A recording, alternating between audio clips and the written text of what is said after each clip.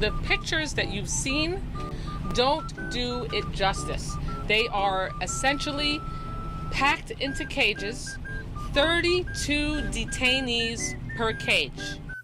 They get their drinking water and they brush their teeth, where they poop in the same unit.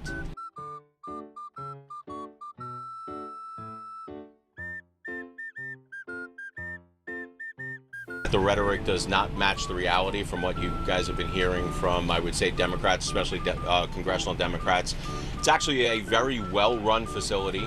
The idea that the detainees are in there and they're in squalid conditions is just not accurate.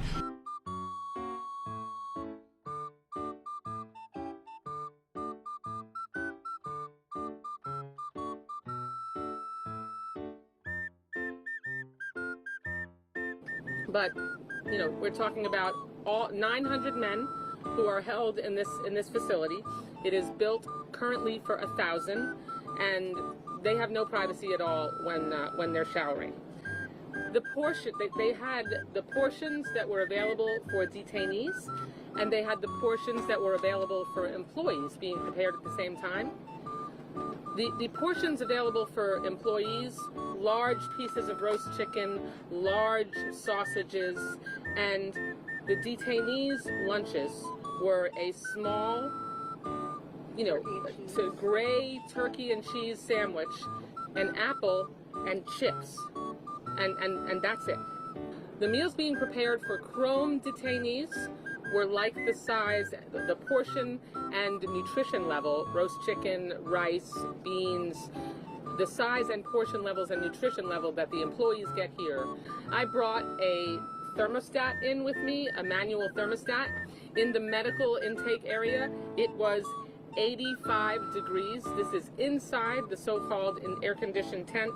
It was 83 degrees. That was without being all the way in. They refused us access and wouldn't even let us go into the dormitory where they were being encaged. They say that there are only people who are in the final stages of deportation here. We saw humans being held in cages. You heard it from Congresswoman Debbie Wasserman Schultz. 32 people per cage. 3 toilets in each cage for these 32 people, and their drinking water comes from the toilet. Clean cage is still a cage, and they couldn't even keep this clean. I'll tell you, we couldn't even see the actual toilets that the detainees are using. Some of the biggest complaints we've heard is, yes, there's 3 toilets, but a lot of the time, only one is working, and they get backed up, feces being spread everywhere. The last thing I want to say is, every Floridian should be ashamed that our taxpayer money is being used to put people in these cages.